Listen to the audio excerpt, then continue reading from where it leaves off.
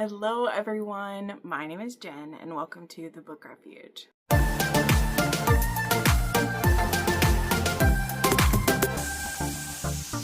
Today we are doing romance recs with great banter, and banter is one of those things that you know it when you see it, but it's hard to define. So I hope the recs that I'm giving you today you'll see the same thing in them that I do.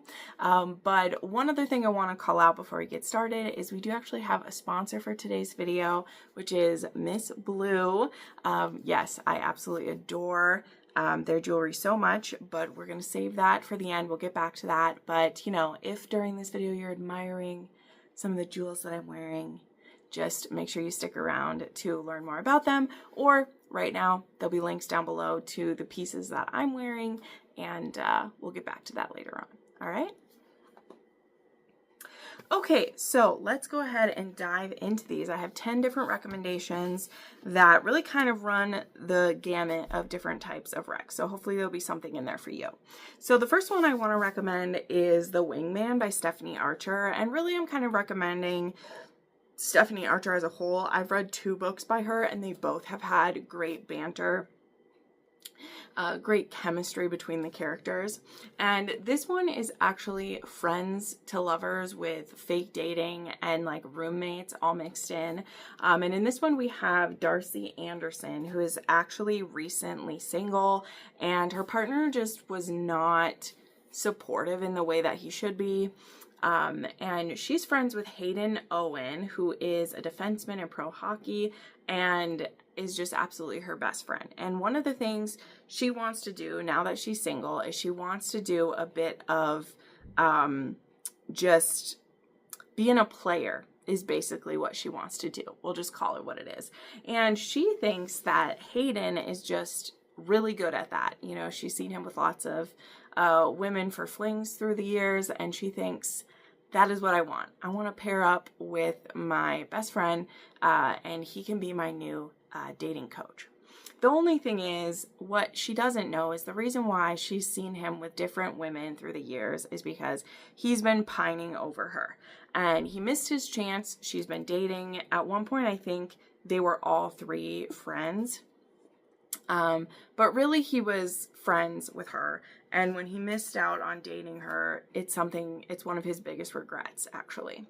So yeah, he is supposed to be teaching her how to pick up other guys, but really he just wants her for himself. Now, I don't always love the dating coach scenario where, you are using the person to get to other people. But in this case, I really love how he helps her feel more confident about herself, how they start trying out some different sexy things together.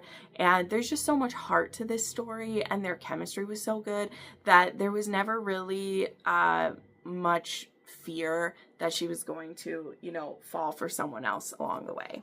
And I just, like I said, I adored the banter with them and their chemistry together. So this was my first Stephanie Archer, but it was actually one of my favorite reads this year. I actually did it in my most recent book box. It was available for my patrons to choose because it was just so sweet. I did, after this one, end up reading what was the next one called? Gloves Off was the next one.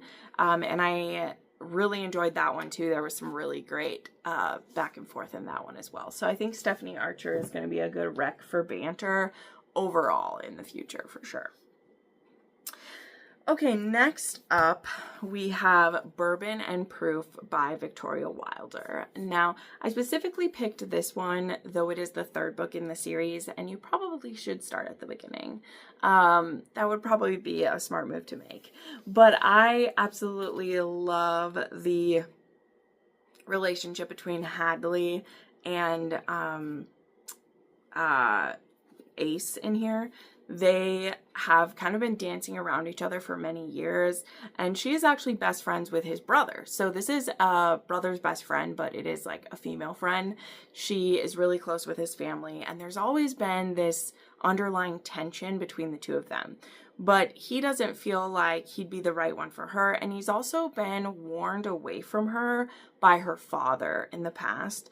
And Ace is very kind of tortured, stoic man, and he thinks that he is going to be alone forever until it becomes a clause in his inheritance that only married members will get the inheritance. Okay. Now he's the one who's basically been trained to take over the family business, but he's also the only one who isn't in a long-term relationship. And so when a situation for Hadley escalates, her father has put her in a really tight spot where she needs at least the illusion of protection, though Ace will definitely protect her. Ace steps up for them to have a marriage of convenience, because he needs to be married for the family business and she needs to be married for protection. The only thing is, she's not going to go easy on him, because he's made it very clear this is only supposed to be a marriage of convenience. This is only supposed to be keeping each other at arm's length. And she's like, you know what? Bet. That is not how I'm going to have this go down. And yeah, I really love that about her. There is a good kind of suspense plot in here. This is set in Kentucky. It's a bourbon company in Fiasco, Texas, the Fox Brothers bourbon. And yeah, I love it. This one was just so good. I love the connections that this has to the other stories. And it also set up the, I think the Whiskey Women is what the next series is supposed to be called. So this was the Bourbon Boys, and there's going to be the Whiskey Women. And I just think that Victoria Wilder told such a really great story, and her characters are amazing.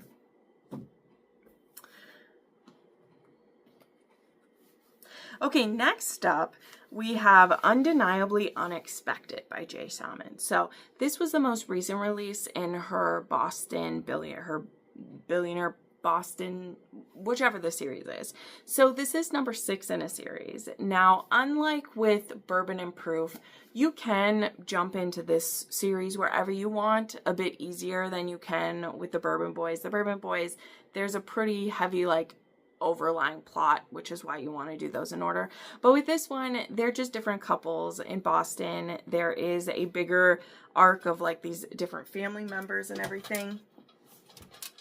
But there's definitely room for you to just hop in wherever you want. And this one is a fake dating as well. This one's definitely a bit more comedic. And we have our hero, whose name is Loomis, and he's actually British, and he's just discovered that he is a dad. And he's an actor. He is very famous, and he is in America, and he's trying to get some things settled with his son. He's still, you know, he only very recently found out about his child, and the mother is not in the picture. She's actually passed away, and he's been left this little boy who he just wants to love with his whole heart, but he is worried about getting things locked down. And it would actually be better for him if he was married. It would give a more, or at least dating someone. And who better to be doing that than for him to date Keegan, who is a part of one of the most influential families in there. She's also a pediatrician, I think she is. I know she works with kids. I can't remember if it is pediatrician or midwife. I'm pretty sure it's pediatrician. And the thing is, she's also had a crush on Loomis for a very long time. And so now they're in the situation where they get seen together, so they just go along with it being fake dating anyway, and they end up kind of going to this island to have a vacation to like keep his kid away from the paparazzi and from the drama. And while they're on this private island, things are going to get a little saucy, they're going to get a little spicy, and they're going to be filled with banter and some comedy too. There is a crazy island rooster to keep an eye out for. And I mean, I just love a single dad, and watching Loomis really come into his own with it, I thought was really, really beautiful. Okay, then I wanted to share The Gilded Ays by Joanna Shupe. Now, if you saw my most recent weekly wrap-up, you know that this wasn't my favorite ever by Joanna Shupe. But as it goes to banter and like fun, this book definitely hits that, right? So I would hate to hold this rec back from someone who might just find it the perfect thing for them. It is an Anastasia retelling or reimagined, but set in Gilded Age, New York. And our heroine, her name is Josie, and she is an orphan who wants to become a Broadway star or a singer of some kind. And we have Leo, who is a con man and someone who's been down on his luck. He has been taking care of his family since he was young, when his father basically drunk himself to death. And then the way that this is like Anastasia is that there was these Pendletons who had their baby stolen from them many years ago. And there's a reward out there for any news that leads to information about this child. Now, besides Leo being a con man who might want to try to get that reward, he also has another connection to the Pendletons that makes him want revenge against them. And that is the fact that his father, before he drank himself to death, his father worked for the Pendletons. And amongst the scandal of this baby being stolen, his father was blamed for this crime. And though they couldn't prove it, they ended up letting him go. And that is what led him into alcoholism and what led him to drink himself to death. So again, Leo holds just a wee little bit of anger against this family and blames them for the state of affairs. But when he comes across Josie and sees her talent, he thinks, wow, this could be a woman. She looks a lot like Mrs. Pendleton, by the way, that he could use for this con to try to steal from the Pendletons. And so he ropes Josie into the scheme by saying that he is like a stage manager, and he starts preparing her to make a run at Broadway. So, yes, lots of fast talking, lots of drama, lots of chemistry between these two. And the banter is definitely top tier. That is something that very much feels like it's from like the Anastasia film, is that like quippy back and forth, I hate you until I love you and can't live without you type of thing. There were some issues that I had with the story, and I've shared that in my weekly wrap up, but overall it was really fun. It was Gilded Age. And if you're someone who you struggle with historical romance, this one is written in first person point of view. So I think that it doesn't really read the way a typical historical does. So if that, again, is an area you sometimes struggle with, I think this could be a good try for you.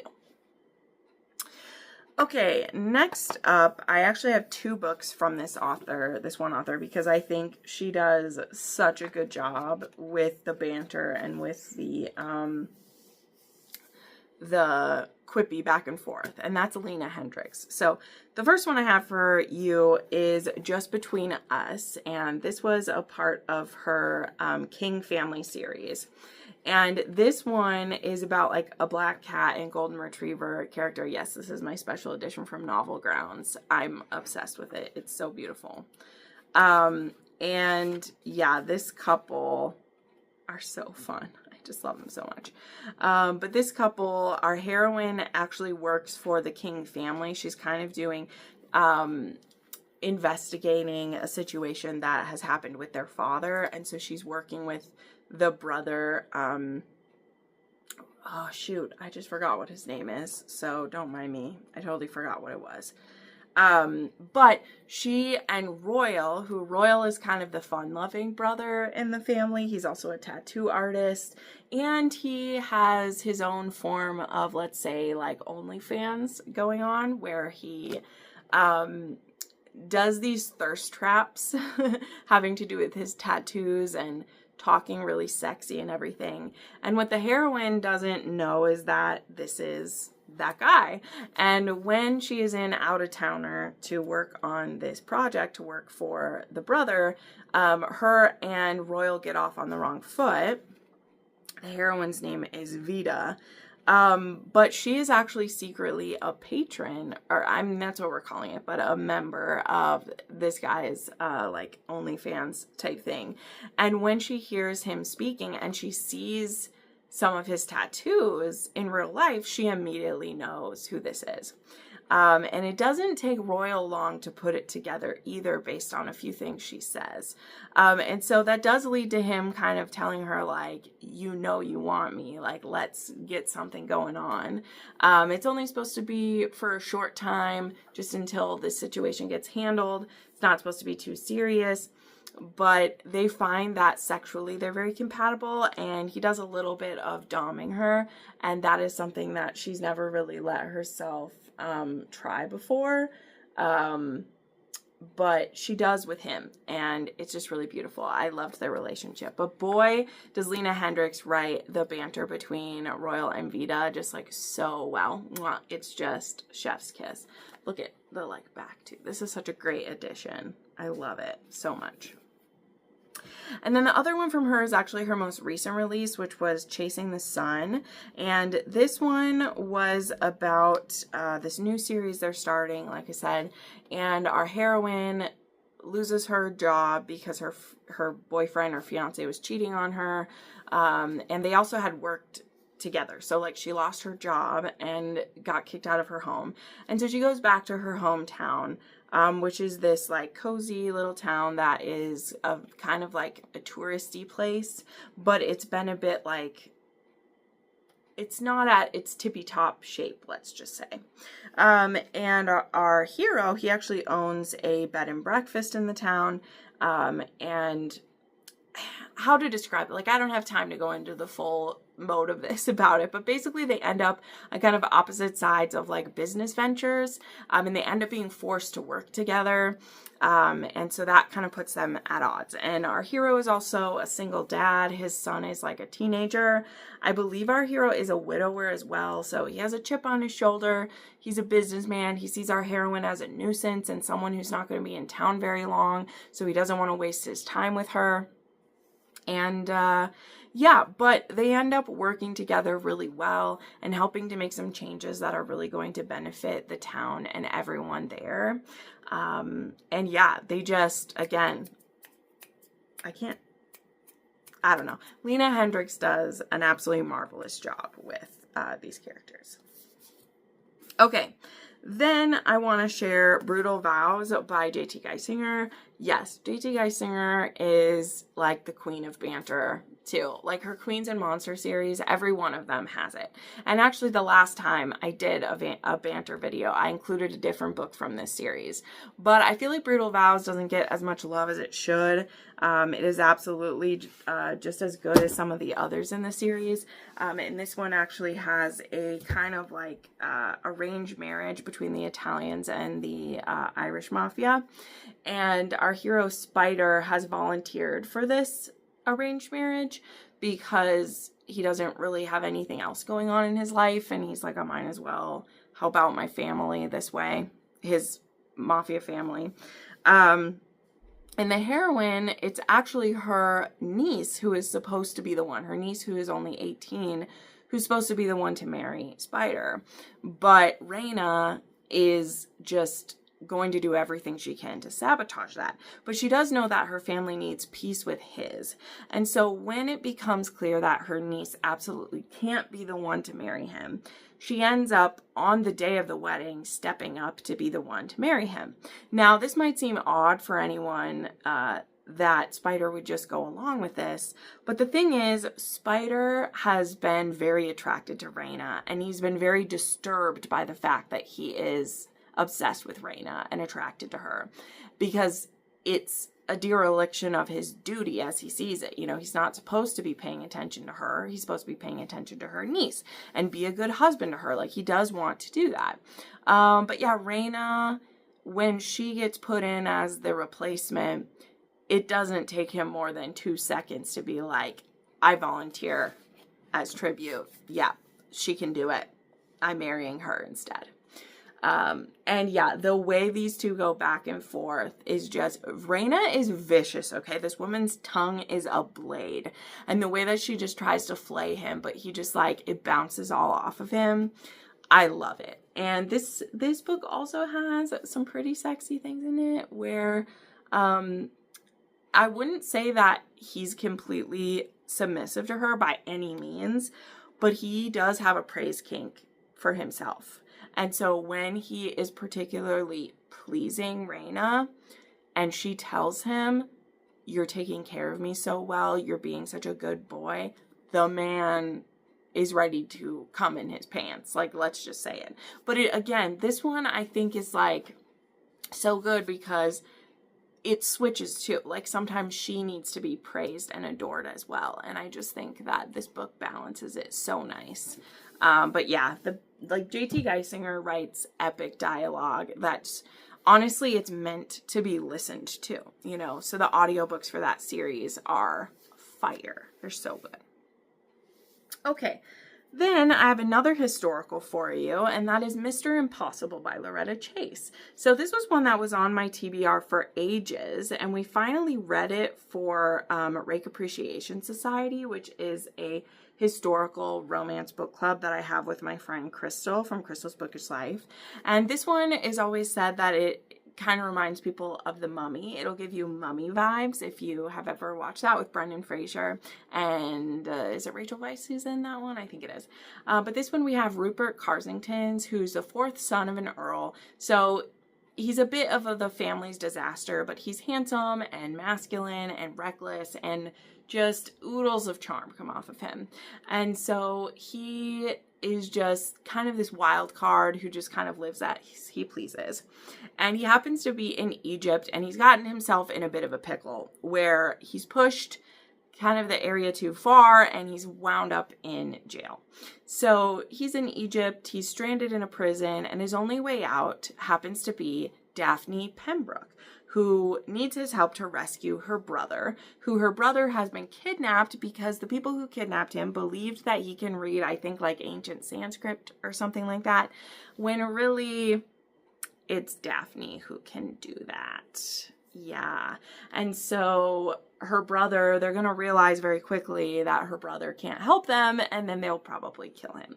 So she ends up springing him from prison and getting him to help them. And so thus begins their adventure across the sands of Egypt and down the Nile and all these things to try to rescue her brother. And yeah, she is a widow, and he is a scoundrel, and they just go at it. Like, it is just round and round they go. And this was just a wonderful time. It was so much fun. I loved reading it. I really need to read some more Loretta Chase. I've heard the Carsington series particular is a really good one.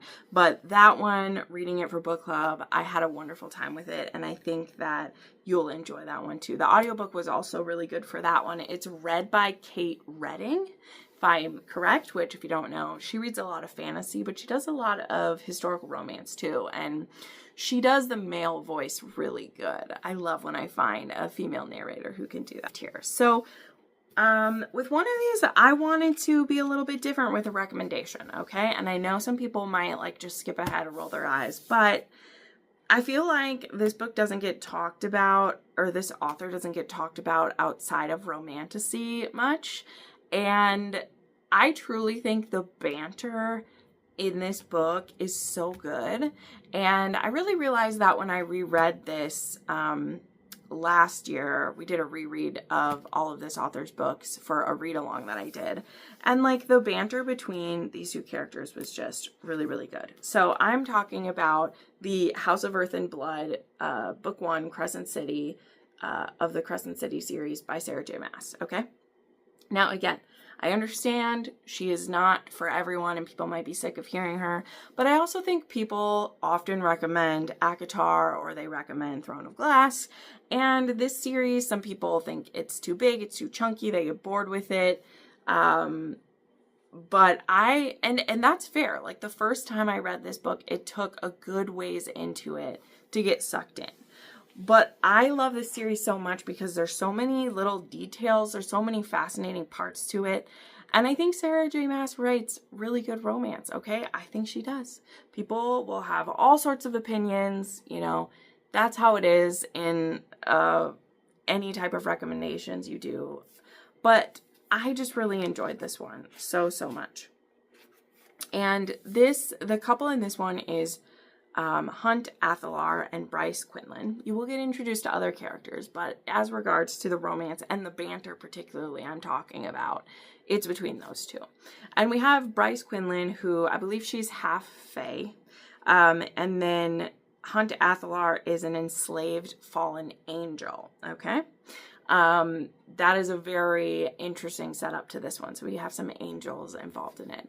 But Bryce, at the beginning of this story, she is best friends with this character named Danica, who is actually a shifter. And she actually has a pack of wolves that are her brothers in her pack. I don't know another way to say this.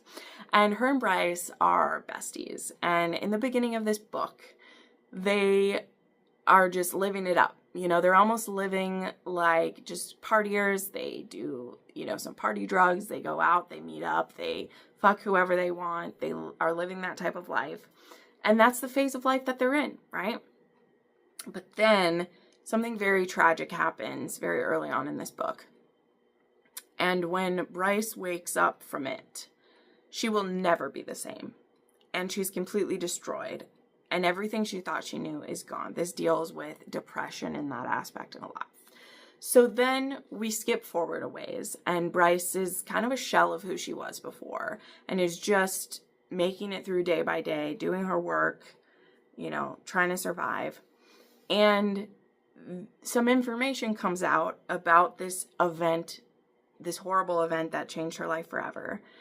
And she ends up getting paired up with this fallen angel, Hunt, to try to solve this mystery of what happened to her friend and the pack, okay? And her and Hunt are very much opposites. He sees her as a trashy party girl. He actually was there and was someone who saw what went down at that time, and he's had a very, like, poor idea about her because he saw her drunk and just crazy and just doesn't have a good view of her. But the more time they spend together and they start to unravel this mystery, the more secrets come out and the more connections that they find, and the bigger and bigger and bigger they see that this event was, and that it wasn't as simple. Though that was always a devastating event. I know I'm talking in circles around it, but it wasn't as simple as what it seemed to be.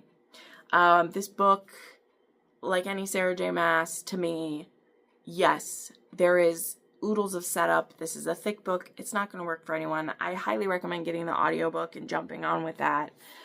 But the emotions that she was able to bring out of me by the end of this story, because of that work that she did to build it all up, Light It Up will never mean the same thing to me as it did before this. So, anyway, I could cry right now. I love this story so much. But this is a book about banter, Rex, and the banter between Bryce and Hunt as they are forced to work together, as they are complete opposites in so many ways. Yes, the sexual tension is there, but it's like we have a job to do, and Hunt is an enslaved fallen angel. Like, there is people who literally yank on his chain and are in control of him. But Hunt and Bryce they're magical, okay? They may not get spoken about as people's favorite couple when you talk about the Sarah J. Maas landscape, but they definitely deserve a spot of honor in my heart, at least, because I think they're great. Okay, and then the last one to share, and this is another one where the author just writes good banter in everything, okay? But I have The Proposal Play by Lauren Blakely. This is a part of the Love and Hockey series. This is another series you can kind of jump in wherever you want, because the books, a lot of them take place kind of like over the top of each other, and there's like storylines that run all over. So this one is her brother's hockey star best friend, and I think they get married in Vegas. I believe this is a Married in Vegas one. And now because they got married in Vegas, because they're in the spotlight, they can't just get divorced right away. They need to play it up so that things go smoothly in that aspect. So, yeah, so they claim that they've been secretly in love, and that they've been staying in separate rooms for the hockey season. Or no, they claim they've been secretly in love and they stay in separate rooms still during the hockey season. But the last thing either of them wants is to ruin their friendship by falling in bed again. So yeah, they've been friends for a long time and they got married in Vegas, you know, good stuff. But they're just there for each other so much, and their support and their wanting to help each other succeed is just done really beautifully. And yeah, this whole series, truly, particularly books 1 through 4. Book 5, I didn't love as much, but books 1 through 4 in this series just were really both sweet and funny and cute and heartwarming. I believe it's book 2, or is it 4? It was book 4 that I actually gave 6 stars because I just thought that one was so well done. So yeah, want to recommend The Proposal Play for you. So there you go. Those are the books that I am recommending with great banter. And now I would like to talk to you a little bit about Miss Blue, who again so graciously sponsored this video today. And I wanted to share with you a little bit about the pieces that I'm wearing. So I did receive these earrings from them the last time that I was sponsored by them last year. But the necklace I finally got, I just love, is actually a part of the same collection with these. So I'm going to talk about both of those for you real quick, and give you a bit more of an up close of them. Okay. So yeah, I wear these earrings literally like all the time too. Not just in videos, but like everywhere. They just are so comfortable.